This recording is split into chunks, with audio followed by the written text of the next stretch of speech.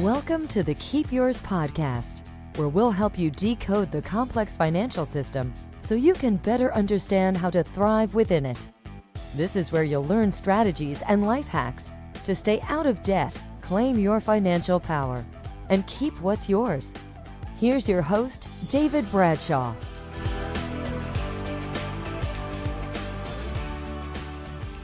Citizens of the world, welcome to another podcast of Keep Yours, a survival guide to capitalism in this crazy world that we live in. Today we're talking about money. And today we're not talking about money in the traditional context that you're talking about money. We're going to talk about what money actually is and the history of money. Because when I talk to people about money, most people have no idea about what money is. I'll tell you what people know about money: how to spend it. We're experts at spending money. But very few of us have a conceptual understanding of what money is and why it exists and what we really need it for. And you've got other people who are saying that money is the root of all evil. But most people don't understand money itself and where it comes from and why it's here. So important thing to realize is that money's been around for a very, very short time in human existence. So roughly humans have been on this planet for 2.5 million years.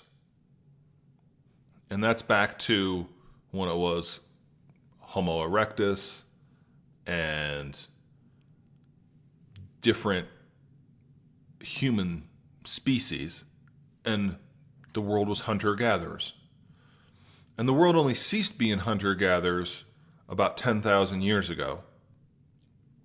So, for the majority of human history, the idea of even real barter or money was non-existent. We lived in small tribes and, for the most part, had very few possessions. Didn't need very many possessions, and for the most part, what you had belonged to the tribe. So if you killed an animal, it wasn't yours, and then you traded it with different people in your tribe for other things that they had collected. The things that people had collected in the gathering were tribal assets, and everybody ate. And when an animal was killed, it was a tribal asset, and everybody ate the animal. So only with the real, and we're going to call it revolution, whether or not that was really good for humanity is really up for debate, but the agricultural revolution definitely changed the planet. And for the first time in human history, there were large amounts of food available. The food became the first commodity because you could trade that. So when people now have grain that they can then, which think of that as just food energy, that they could then exchange for, let's say, meat. So if I'm a hunter and you're a farmer, you grow wheat, I want some wheat, I kill animals, we can exchange. And we can figure out our barter exchange based off of the relative value of nutrition. Right? The other way that bartering would begin is we would exchange our time. For example, I'll come help you build your house on Thursday if you come help me build my house on Friday. Or maybe we'll get 10 of us together and we will go build an entire house. And then we'll go build another one and another one and another one. And everyone builds all the houses, and then each of the 10 of us end up with a house. So barter begins in this way of exchanging things that you can see the equal value in. But bartering is only effective when you're exchanging a limited number of items. You know, once you get into, once there's enough items at market, which is allowed because we all didn't have to spend all of our time in the field. So once we develop some tools for plowing the field and potentially tie them up to a horse, well, now a horse can plow an entire field in a day that would have taken 10 people that same day, which means 9 people's time is now free. And if you look at that, as that's expanded in the world today, it's estimated that less than 2% of people are in agriculture these days, but we all keep eating. So the barter system is the beginning of money, but not really the complexity that it begins. So then what we've taken people off the field, if what once took 10 people now takes 1, you've got 9 people that are free to go do other things. So one of them may be a hunter. One of them may be a bricklayer and build houses. One of them may put in windows. One of them may make things out of iron and be a blacksmith. One of them may be a cobbler and make shoes. And then you're going to have people growing different types of things. So as agricultural revolution expands, and the real revolution is that it takes less people to provide more food. That's really the revolutionary aspect of it. It frees up human time for other pursuits. So once we get into this, then all of a sudden bartering doesn't work anymore. You go, oh, well, how come bartering doesn't work anymore? Well, because now if the bartering system is, as explained, I'm trying to give you something of equal value every time. Well, let's say that I make tables. Well, if you grow grain, how much of your grain is worth 1 table? And so maybe I decide, okay, 2 bushels of grain is worth a table. So I give you a table, you give me 2 bushels of grain. The next week a guy comes to me and he says, hey, I grow pears. So okay, last week I had 2 bushels of wheat for a table. How many pears for a table? How many apples for a table? How much meat is equivalent of a table? How many pairs of shoes is a table worth? What if I want a horse? Do I get how many tables do I got to give for a horse? And all of a sudden, the complexity of figuring out what things are worth how much becomes unsustainable. I would have to know thousands of different values relative to the one thing that I make. And then I would spend a lot of my time trying to exchange that. So let's say you had a chicken farm and you bring in, you say, oh, well, you build a table. Thanks. I want your table. Here's 10 chickens. I go, oh, well, I don't need 10 chickens. I need like 1 chicken or 2 chickens because I just want to eat chicken this week. I don't want to eat chicken for the, I can't. I don't know how to feed chickens. I can't keep these things alive. So now I got to go take my 10 chickens, kill 2 of them. Now I got to take 8 of those chickens and go exchange them for some pears. And how much is a chicken worth compared to a pear? I don't know. I'm not a chicken guy. But now I have these chickens. So now I'm forced to take what I've bartered with somebody else and go barter that for more stuff. And it's not very long before that system breaks down. It's too complex. When it's simple and it's just agricultural products, you can do it just based off of nutritional value. How many meals am I going to get out of a bushel of wheat? Okay, how many pears does that bushel of wheat equal then? Oh, 10 pears is a bushel of wheat. Okay, we have an equal exchange here of value of different types of food because there's a nutritional context. And then also because there's actually a substance to it, that you can actually eat the grain, then bartering works because you go, okay, I'm getting something of value that I see. You're getting something of value. We might do the same thing with our time. Again, I'll help you build your house for a day if you help me build my house for a day. But what if I'm a good carpenter and you're not? Then I might say, hey, you've got to help me for 2 days and I'll help you for 1 day because I get done twice as much. So quickly, you see that the bartering system no longer works. And so the advent of money comes. Now, money is all imaginary. It exists solely in our shared imagination. And this is easy to understand because we all know that the dinosaurs were here before we were. Dinosaurs did not exchange money. They had no need for it. Hunter-gatherers, most of humanity, did not have a need for money. It didn't even exist. Like, literally did not exist. You could exchange different potential personal things of value, such as obsidian that you could make into arrowheads. And maybe I'll give you some of my obsidian if you give me the wooden spear that you made that we can put the obsidian on top of. So it's only bartering really only works in limited capacity. So we need money so that we can somewhat objectively value other things and exchange goods and services. So money allows us to quickly and easily compare the value of different commodities. So an easy example of this. So again, you grow wheat and another guy grows pears. But there's lots of pears, and pears are only good for a month or two after they come off the vine. So are the pears worth as much as the wheat because the wheat can be stored? Or does anybody want the wheat? Maybe everybody wants pears. So supply and demand, which we'll go into detail later, come into this as well.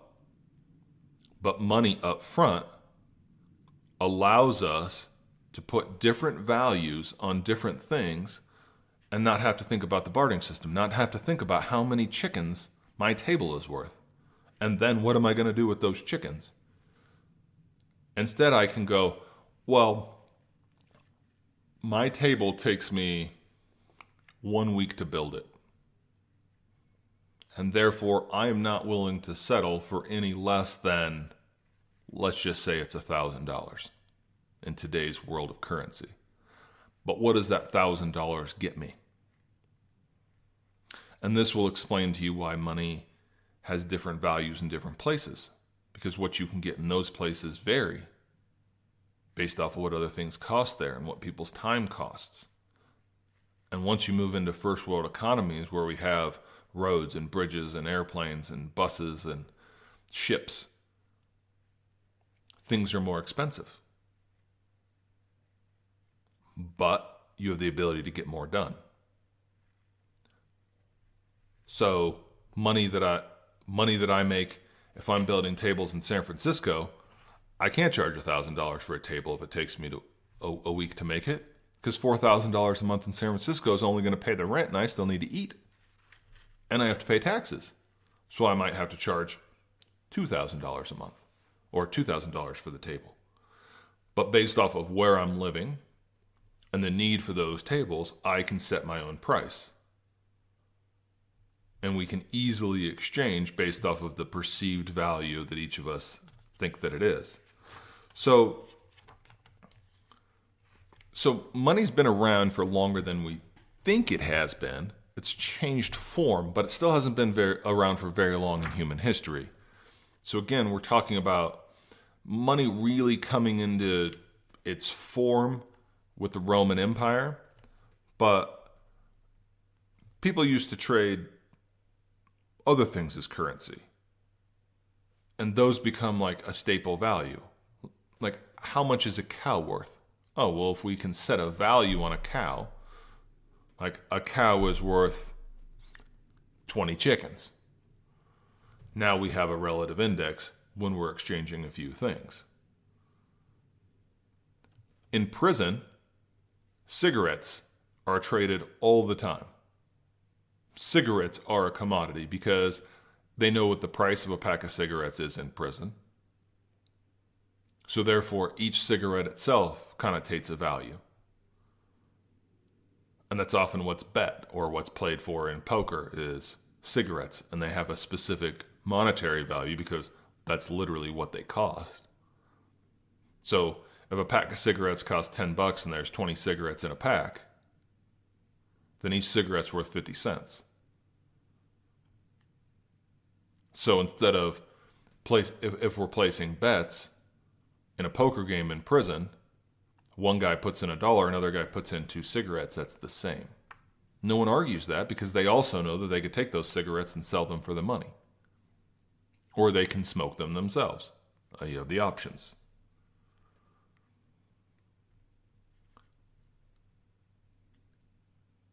So, in short, for complex commercial systems to work correctly, money is basically required. It becomes the universal medium of exchange that allows me to convert my tables into chickens and pears and bushels of wheat and a bag of rice, which otherwise that's very difficult for me to do, and I would spend most of my time actually bartering. First I have to sell my table, then I have to take whatever I got for it and try to exchange that for everything else that I need. And it makes it very complex. So money is a necessity, not anything else. It is simply an exchange of value. And what we do know about it is that the more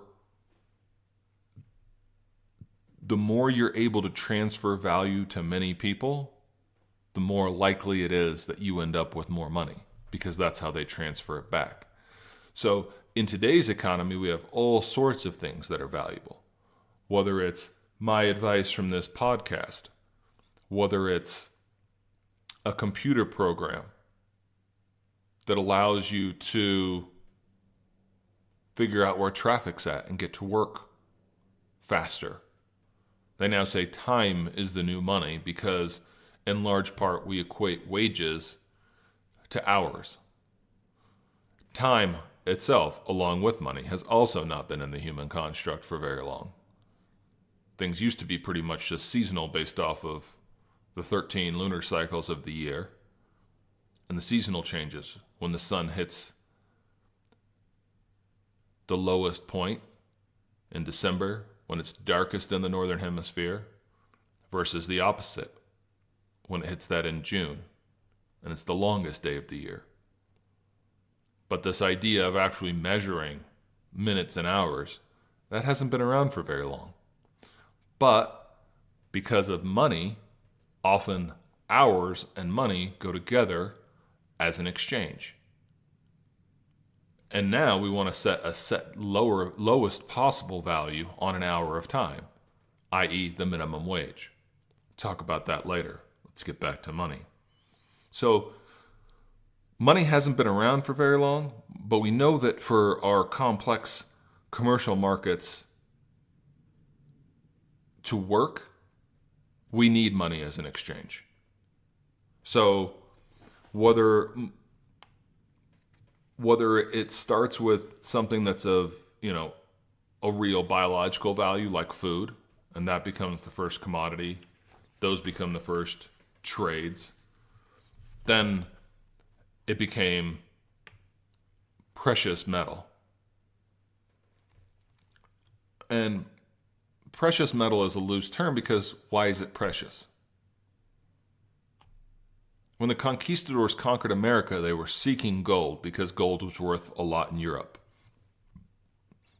The Native American Indians could not figure out why they wanted this gold so much. They knew what it was. It was a nice soft metal, but it had no inherent biological value. You can't eat gold. It doesn't make you stronger or faster. It doesn't make your ship sail better. It doesn't make doesn't make your sword sharper. It's soft. You can bite gold and it'll move. So why gold and silver became the metals that were most valued was only because people decided it so, not because it had inherent value. Also, the transferability of it was such, what made it easier to do. But you could have done it with other metals. And then the other explanation is the scarcity of it. So the scarcity of it meant that the effort to go obtain more of it, which of course would be needed for more commerce. If all you're exchanging is silver coins and there's a shortage of silver coins, then you have a shortage of commerce. So initially it began with a weight of the precious metal. And that gave birth to coins. And coins, for the most part, coincided with empires. But what coins were taking the precious metal and then putting an imprint on that, which was basically like a signature of the king. And what that imprint meant was that the king had designated that was and guaranteed that that was a certain amount. So originally we started out with what was known as the silver shekel. And it wasn't a coin, it was 0.3 ounces of silver.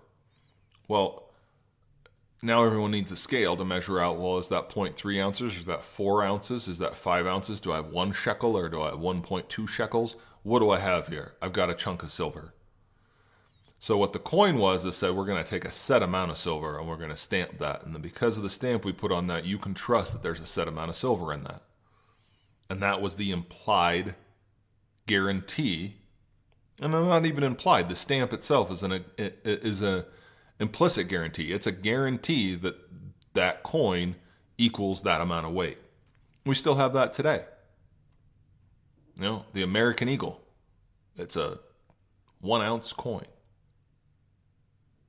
And you know that it's an ounce because the U.S. Mint stamps it on there that that's what it is. And of course you have forgers trying to make it. And because of this,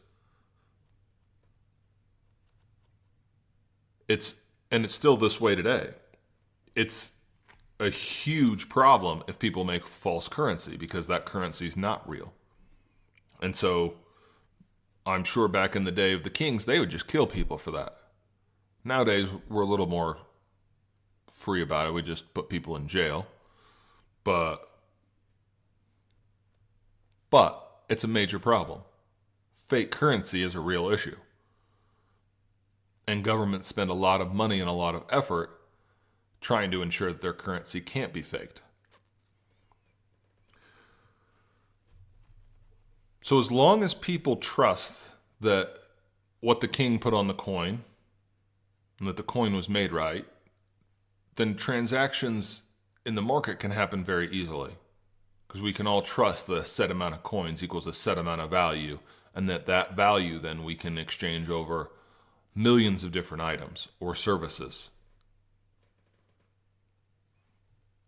And this really first came to be under the Romans. The denarius coin was the first, I'm going to say, globally accepted currency. And the reason I say globally accepted is that once Rome had its empire built out, then everyone knew those Roman coins were good across the world, even if they weren't part of the Roman Empire. So there's stories of China and India and, where they would have different coins as well, but they would accept those coins. And that's very similar today if you travel with euros or dollars or British pounds. Many countries that you go to, they'll accept those monies as is. They won't require that you change it into the local currency because they know that it's still got a store of value, and that's the purpose of money. So if we know the exchange rate from the peso to the dollar is 20, and I take a dollar to Mexico and I want to spend it on something that's 20 pesos and I give them a dollar, most places aren't requiring that conversion because they know what that value is. They go, oh, I'll take that. Sure, I'll take your dollar. This is really, really easy to explain and understand if we take it from the concept of Las Vegas. So when you go to Las Vegas, every time that you put money on the table, now your money can play specifically, but they will never pay you back in cash, ever. It's against casino policy. It's probably actually against Nevada state law. But your cash can be on the table as a bet in cash. But the payout is always in chips. And those payouts are not in chips of a country. You're not paid in American Golden Eagles. You're paid in the casino's chips. So those casino's chips are only good if that casino is solvent, i.e. the casino can afford to pay you back. So your assumption is when you give them $1,000 and they give you $1,000 in chips, that if you take those same chips right back to them and give them back, they'll give you your $1,000 back. And that's usually the case. And in fact, in most casinos are required to keep a huge percentage of cash on hand for the chips that they have out in play. Basically saying you can't give people chips and then not be able to provide them with the cash afterwards. You have to be able to provide them with cash. Now, the casinos know that people are going to hopefully lose a lot of that money. Now, they could also win a lot more. So casinos have different requirements for keeping cash on hand because they're giving people effectively their own currency. It's casino currency. But here's how this makes an easy example for everything else. If you're down in Las Vegas and you're at the Bellagio and you have Bellagio chips that say Bellagio on them, you don't have to give them back to the Bellagio to get your money back. You can walk over to the MGM. Actually, that's not really an easy walk. I wouldn't recommend it, but you can take an Uber to the MGM, and if you walk in the MGM and you put those chips on the table, what that casino will likely do, what they're trained to do, is exchange those chips for MGM chips. And MGM is saying, we believe the Bellagio will pay us back when we take those chips over there. Now, here's where it gets really interesting in Las Vegas, especially if you've ever been to Old Town Las Vegas, and especially depending on what's going on. So when the economy goes bad and people stop going to Las Vegas and stop losing their money and handing it over to casinos, casinos go out of business. And the way that you know a casino may be going out of business is if you take chips from one casino and you take it over to another one and they won't take those chips, that's likely that the casino is not doing well financially. And this happens all the time, where all of a sudden somebody's chips you can't use there. And it especially happens, I say, in old school Las Vegas because most of the other newer, bigger casinos on the Strip are run by multi-billion-dollar companies that even if they do go bankrupt, you're not going to notice it because the property value is still generating a lot of cash. That usually just means they got too far in debt. But in old school, on the old Strip in Vegas, and this goes for older casinos regardless of the town that you're in, sometimes they go out of business. And you know that they're on the verge of that when their chips are not accepted elsewhere, which means we don't think that when we take those chips back there tomorrow, they're still going to be there to give us our money back. And if we're holding those chips, if you're out of the casino and the doors close on that casino and you still have chips, guess what? Those are worth absolutely nothing. And in fact, I have a set of poker chips from a now defunct casino in Las Vegas. They are real poker chips from the casino that look like they have value, and they have absolutely zero value. So this is an easy way to see how money can be exchanged.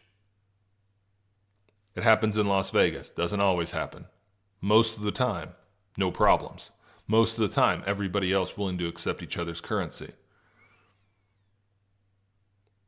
And in the world today, if you're traveling abroad, you put your ATM card in the machine and it's going to kick it out to you in the local currency and do the exchange rate for you. It makes it very easy. It's actually a nice travel hack if you didn't know that one. If you're going to travel abroad, use your ATM card. It's way, way better than any of those money exchanging places. Those places will rob you and take 10 to 20% of your money just for exchanging it. And that's absolutely ridiculous. But back to what money is.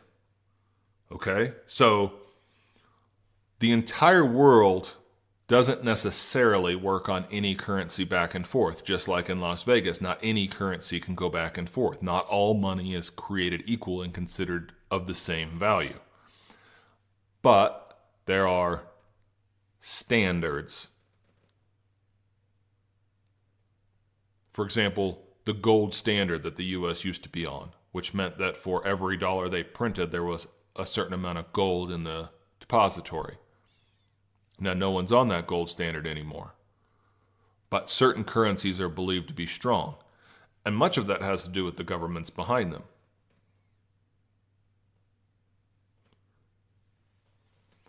The thing about money, and what you really need to know about it, is money is, at the end of the day, humans' shared belief that it's got value. If tomorrow we all decided money was worth nothing, it would be worth nothing. If every human on the planet decided money was worth nothing, it would be worth nothing. The problem you have with that is then how do we exchange goods and services in this complicated economy? How do we figure out what that table is worth in terms of chickens or pears or bushels of wheat or a pair of shoes or housing for a night?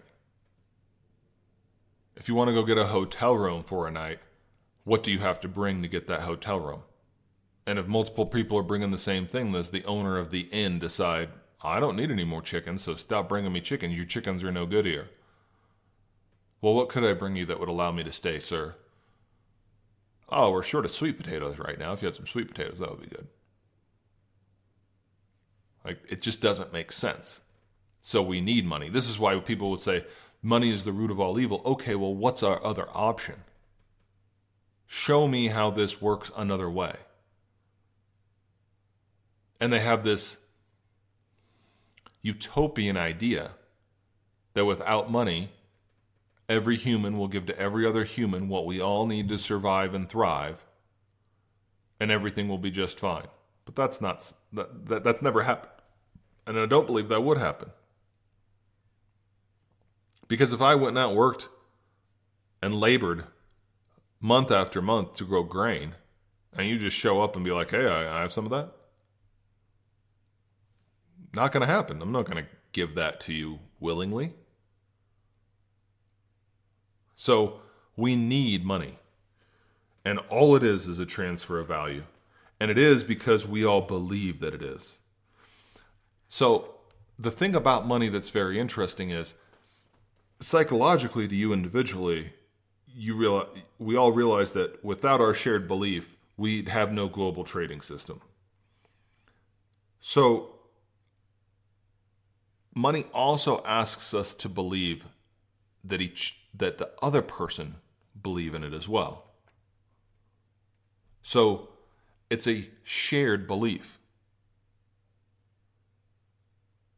So in the same way that religion was used to connect tribes.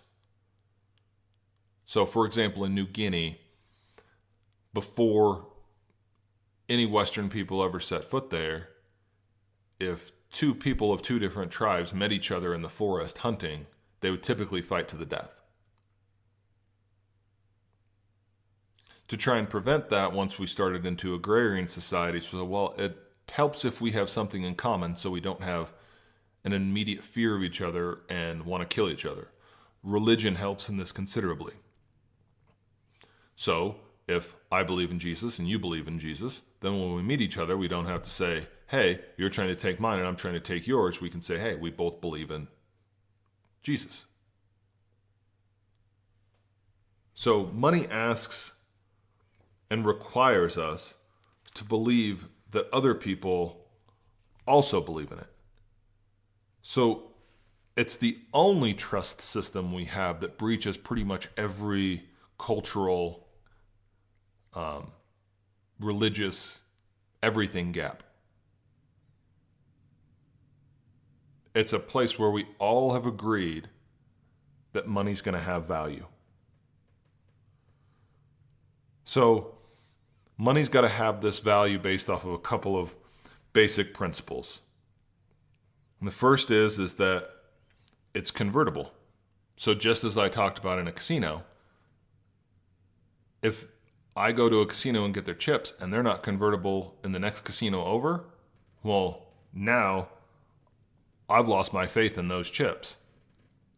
And hopefully I can march back over to that casino and exchange them for my money and it's still open.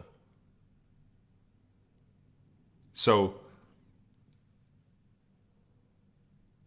you can turn all sorts of things into money. From a bartering perspective, you can exchange what you have of value for money only if we believe that it's convertible. Only if we trust that it's convertible. And that's the second piece. A, it's got to be convertible, and B, we have to trust each other that it is. So that means any two of us can cooperate to do anything that we want to do. It's very simple that way. Because I can ask you to perform a task and offer you a sum to do that task. And if you think that sum is a fair number, but the only reason you would think it's a fair number is because you could convert it into something else that you actually want. If you are a bricklayer and you come to my house to lay bricks, when you're done laying the bricks, you might want to go get a steak.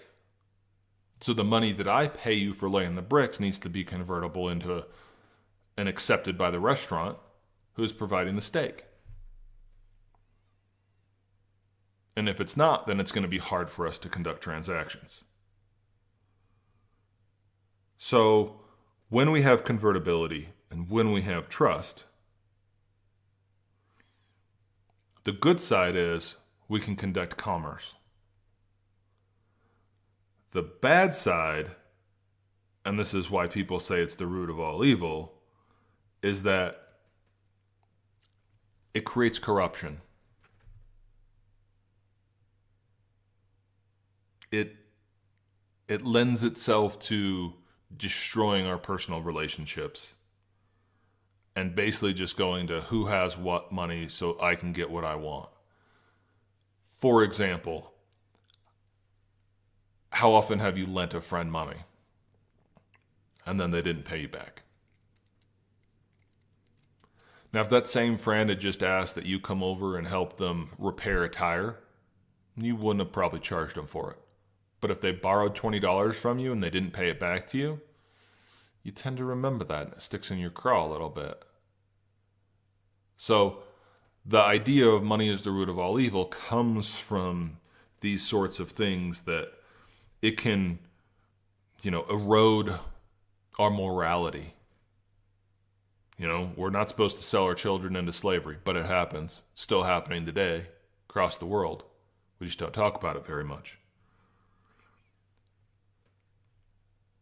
The idea of land ownership was foreign to humanity for most of its existence.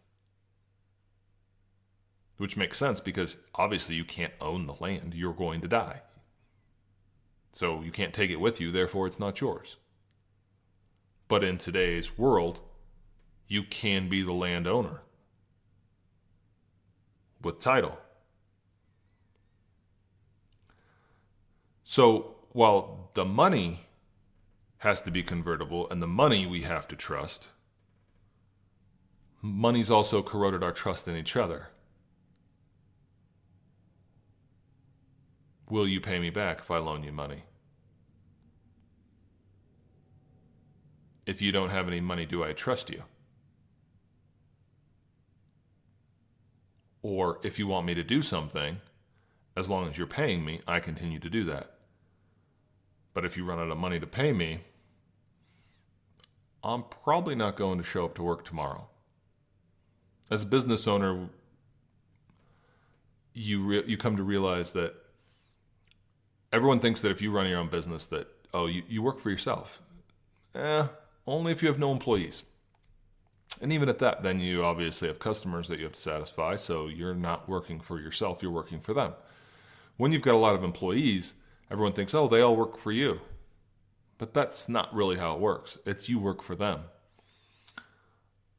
But in small business especially, money gets tight. and there are ups and downs. But one universal thing is pretty true. If you stop paying people, they stop showing up to work. As much as they have empathy and compassion for the fact that you may have employed them for 10 years or more. If you miss one paycheck to them, they lose their trust and faith in you.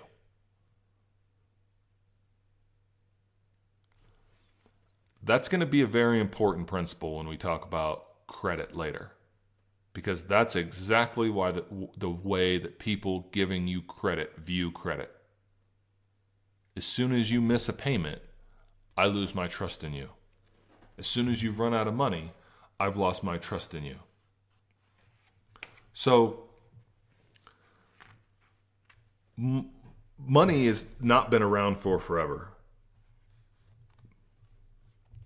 But we can also say that it's very necessary in today's world to transfer value between millions and millions of products. It works a lot better than the bartering system. Now, in a free market, you and I are free to decide what the value of something is at any given moment. Any given moment. And the answer to what something is worth is what a willing buyer will pay a willing seller. So, for example, here's an easy one that everyone can relate to. Go get on Zillow and look how much Zillow estimates that a house is worth. Right? If Zillow estimates my house is worth $200,000, is my house worth $200,000? Not really. If you want to find how much your house is worth, you have to sell it. Or at least propose to sell it and see what the offers are. So if I think my house is worth $200,000 and I put out a sign that says for sale, and no one comes and ever offers me $200,000, let's say the best offer I ever get is $150,000, then what's my house worth? It's worth $150,000 because that's what somebody else is willing to pay for it. Now, that may not be the value to me, but that is what it's worth. So in a free market, you and I can decide between us. If I want to sell you my table, you can decide how many dollars that's worth to you. I can decide how many dollars it's worth to me to not sell it to you and hold it to sell to somebody else.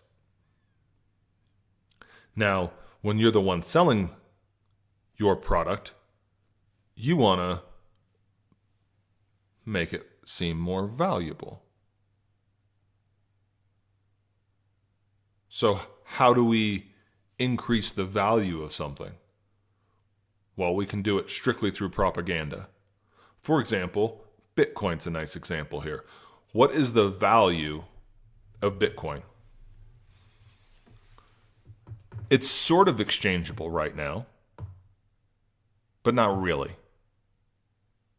It has no biological value, obviously. It's just in a computer. If the lights go out tomorrow, Bitcoin is absolutely worth nothing. Doesn't matter how much of it you have. You could have all the Bitcoin. It's worth nothing because it's all in a computer program. There's nothing tangible to it. It's not backed by any government.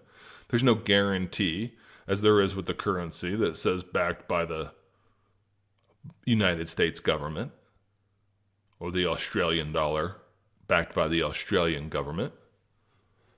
There's no one saying it's holding a value.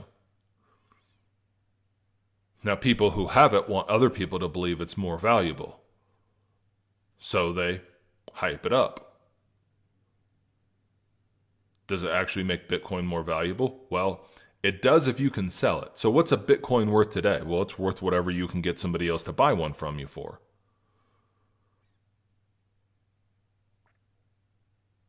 So in a free market, we get to decide, you and I, what my table is worth. And if we agree that my table is worth $1,000. You transfer me $1,000 or hand it to me in cash, and I give you a table. And both parties go their separate ways, and that's it. The transaction is completed. This is why money is absolutely necessary. Societies are rarely completely free. There's things that, in theory, you're not allowed to buy.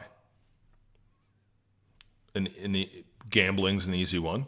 You're not supposed to be able to gamble very easily. Unless you're poor, and then they'll let you play the lottery in almost every state, which is absolute gambling and an absolute waste of money. It is an absolute tax on the poor. Because that's the effect of, let me put 20 million people in a room with you to drop a briefcase with $5 million in it, and whoever it hits on the head gets to keep it. Everybody else in the room, go away. The odds are stacked against you extremely high. Same as in a casino. And growing up around casinos, I can tell you that the adage of casinos is not, we're just here to take it. It's they're going to take it from you very slowly. So in part, you can rationalize that it's entertainment expense. And I'm not sure what the billboards say now, but the billboards on I-80 coming from California into Reno used to, and they probably still are, on slot machines. And they say 98% return. And I used to read those even as a kid when we'd come back from a trip to grandma's house, and I'd go, 98% return? Who's signing up for that deal? So that means I give you $1, you're going to give me back 98 cents. And if I'm the casino, that's right. How many times would you like to do this today? We're here all day long, exchanging dollars for 98 cents. We'll take 2%. In the poker world, that's called the rake. So if you ever play poker in a casino, during every hand, whatever's in the pot, the dealer will take some of that pot and put it in a little drawer that drops down below. And they call that the rake. And that's, again, the casino's take for putting on the game.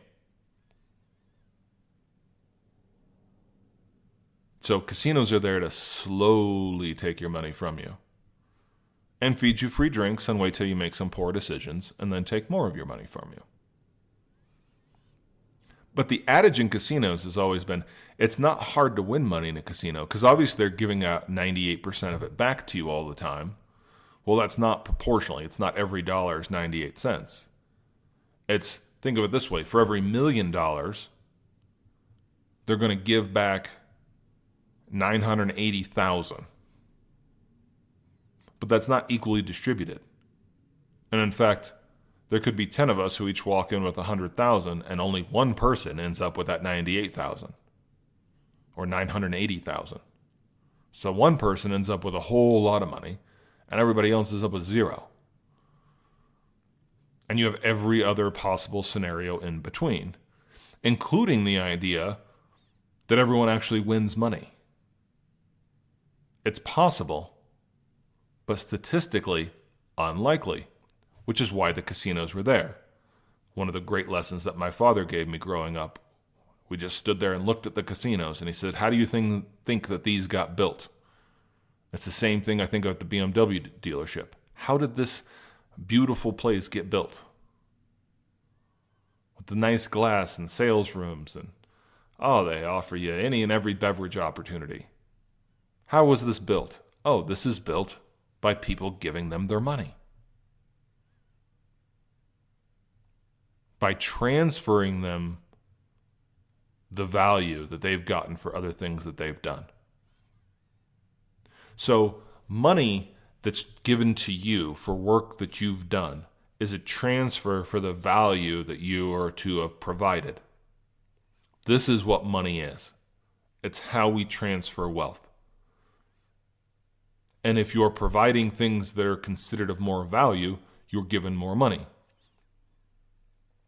The idea that you go to college, you get an additional education or some fundamentals for learning more and more complex things later means that you're going to add more value. That additional value is then repaid to you with a higher salary. That's a transfer of value to you. That's all money is in today's world, a transfer of value.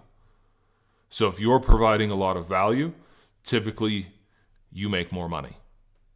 If you're providing a low level of value, doing something that you could go hire anybody else to do, you're going to get paid less money. And as you move up the chain of providing more value, you're typically paid more money. This is the way that the free market works. So money is a transfer of value to you. What do you do with your money once you get it is a lot based off of how you perceive that.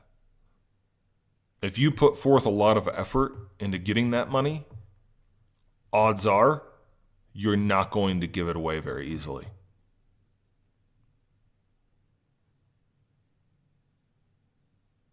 So hopefully today you got some history of money. You understand what it is, that it's really just an enhanced barter system throughout the world so that we can all get along and conduct commerce. And you have a feel for that it hasn't been around for very long. So the reason that most people don't understand it is because it's not a natural concept. It's something that we all made up and we all agree to it. So it's important that you know that because it's not a personal issue. Although how you spend your money becomes one. But money in general, it doesn't care who has it. And most money today doesn't even really exist. So I'm not sure exactly what the number is today because it constantly increases. Maybe it's 60 to $70 trillion is the last estimate that I think I read of the total amount of currency in the world, which is a number that none of us have any clue what that even means, trillions of dollars. It's just exponentially hard to wrap your head around. However, here's what you can wrap your head around. Less than 10% of that actually exists in paper form. Most of the transactions we do now, when you go to buy a house, you don't walk in with a briefcase of cash and put it down. Now, apparently there are some buyers doing this in different places, and cash certainly helps getting a transaction done a lot faster, for reasons we'll explain in future podcasts. However, most people aren't doing transactions in cash. Now, that's not necessarily a good thing, because studies have also shown that you have a much more intense feeling of what you're giving away when you actually conduct your transactions in cash. When you go to buy something at the grocery store, the amount of value you perceive you're getting when you pay in cash is much more so than when you pay in credit. Credit eases the transactions, which is why it's so easily used on both sides, because it doesn't seem like you gave up all that effort you were working for. And in fact, part of me, a large, deep-rooted part, and I don't know where it comes from, believes that we should all get paid in cash every day. That if every day you went to work for your employer and at the end of the day you walked out and they paid you in cash, I think that would change the relationship that most of us have with money. But instead they don't. Instead, every 2 weeks or twice a month or once a month, however often your pay schedule is at your job, they directly put that money into your bank account. So it's 2 weeks of work that's gone into one transaction on the end of it. And that makes it hard for us to differentiate like what we've done each day and the value that we're bringing each day and the perceived value of that and what we can get for that. I met a man once in Scotland. We were in Glasgow. And I'm not sure why I went to Glasgow. Probably just go to a different city it was much more of an industrial city. And Edinburgh was beautiful, and I'd been having a great time there. And for some reason decided I need to go to Glasgow. Well, I was a bit bored there, but I met some interesting folks at the hostel. I met a guy that came in, and he explained to me the way that he viewed money.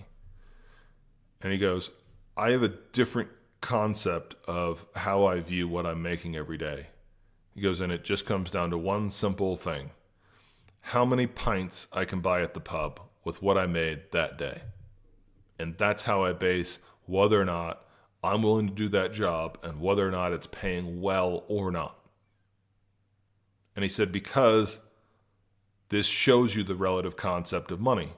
So if you travel to a place like Brazil, where a beer might cost $1 on average, versus New York, where it's going to cost you $9 on average to just walk into a restaurant and get a beer. So if I'm in Brazil and I'm working, and assuming all the rest of the costs of life are relative, so this is his assumption, is that the cost of the pint in the pub was relative to the rest of the costs for housing and food and everything else. And I'm not sure that he was right, but the concept was interesting for me to think about. I said, okay, so if I go work and I make $100 and I'm in New York, I've got 11 beers. And then I'm at $99 and I've spent all my money. But if I make $100 in Brazil, where beer's $1, I could buy 100 beers. So my value of my money is different depending on where I'm at. And he said, based on this, there's a minimum amount that I need to make. It was 10 beer. He goes, working for 10 beers a day is not worth it. You got to make at least 20 beers a day. Otherwise, I'm not performing labor for you. Because I don't just want the beers. I'm not going to go drink 20 beers. But I need all the other related value of what's it going to cost to get a room to sleep in for housing. What's it going to cost to buy food? What's it going to cost for transportation to and from the job? And all of these costs become relative to that cost of beer. At least that's the assumption. So just a different way of looking at what your money is and what your money has been valued for. But the key takeaway here is that money's only been around for, at my math, 0.004% of human history. 10,000 years, but really not even, out of 2.5 million years of humans being alive. So we're not adapted to it. It's not something that's going to come natural to us because it's something that doesn't really exist. You can't go pick it up and be like, oh, this has a value. If you just saw, if you had never been in an industrialized world and you're out in the middle of the forest and you go, oh, look, next to this tree fell pine cones of which I can take the pine nuts out, and next to this tree fell dollars, what are you picking up? You're not picking up the dollars. They have no intrinsic value. It's a piece of paper. It values because we all believe it does collectively. And it's how we've all agreed to transfer value. And that's an important concept for what money is and then how we have our relationship with money. So if you don't know what money is and where it comes from, then how are you going to understand your relationship with it? So hopefully this first podcast on money basics, and it's not the first podcast, but it's the first one of money basics, of what you need to know. You first need to understand what money is and how it is used and where it came from and why we have it in our society today. That's going to give you a great context for when we start talking about the next pieces of money. When we start talking about the next pieces of free market, and we start talking about debts and credit and the cost of that and how we've calculated that and what's allowed. So if you understand the history of money, you can understand these other concepts. So I hope that's useful to everybody. I hope that's a little educational to everybody. It's fascinating to me always to go back and relearn some of these things that I read long time ago. And things that I believe are important to having a good financial future. And that's really what we're here to do. So thanks for listening. This is Keep Yours, your survival guide to capitalism. Hope you listen next time. Thanks. Thanks for listening to the Keep Yours podcast. If you like what you've heard, head on over to iTunes to subscribe and leave us a review. This will help us reach more listeners, grow the show, and keep putting out more episodes like this one. Check out show notes and more resources at www.keepyours.org. See you next week.